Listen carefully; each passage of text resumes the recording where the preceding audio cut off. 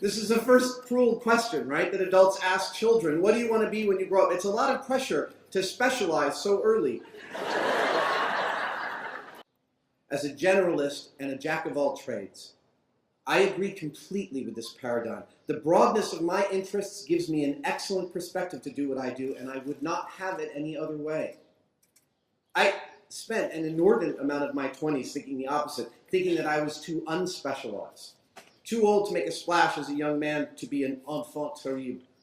I never got excellent at any one of them. I got just good enough. What a waste of time was the way I thought about it. But I got over that. Two things happened. One, I learned that my incessant skill gathering gave me a distinct and unexpected benefit. The benefit of context.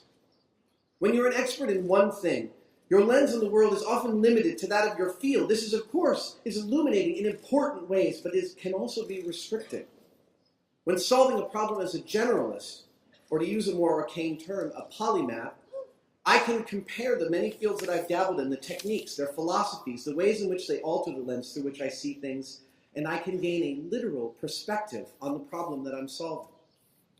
This turns out to be the exact reason for my success in both film special effects and eventually in Mythbusters. Steve Martin, in his autobiography, Born Standing Up, has a fantastic quote. He says he runs into someone at the beginning of his career and they tell him, "You will eventually use everything you've ever learned." This is entirely true. The other thing that happened to me is that I learned how to work hard. Like, bust my ass hard. There are few things that will get you over your own crap than working really, really hard. It's not complicated. All you have to do is listen. Listen to what you've been asked to do. Listen to what's going on around you. Learn how the piece of the project you're working on fits into the bigger picture. Learn how you fit in. Pay attention.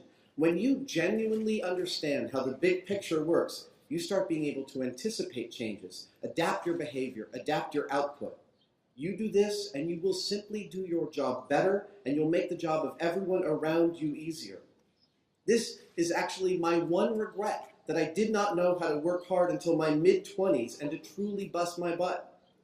People who are smart and who work hard are in fact so hard to find they stick out like sore thumbs. Be one of them.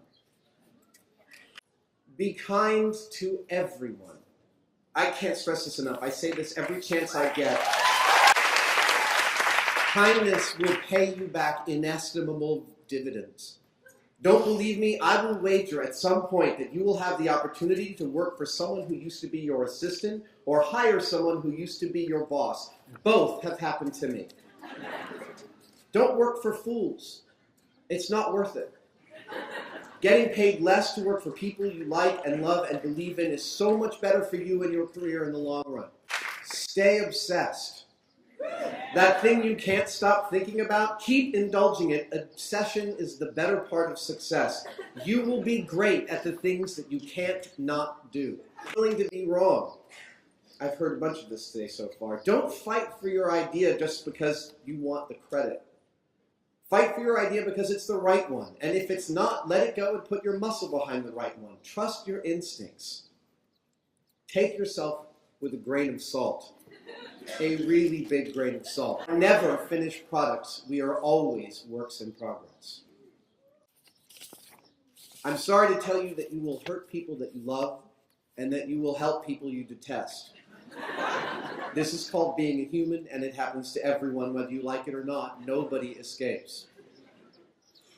Finally, remember that you have plenty of time. F. Scott Fitzgerald, the writer of The Great Gatsby and one of our national treasures, a true giant of the literary world, wrote one of the silliest things anyone ever repeats. He wrote the inane quote that there are no second acts in American lives, and this is insane.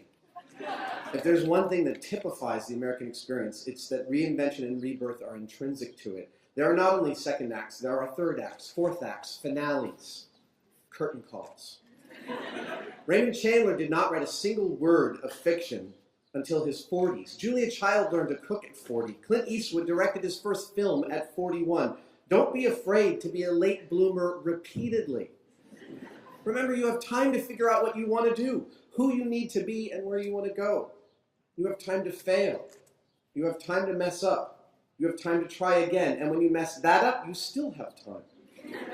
Just so long as you're willing to work hard.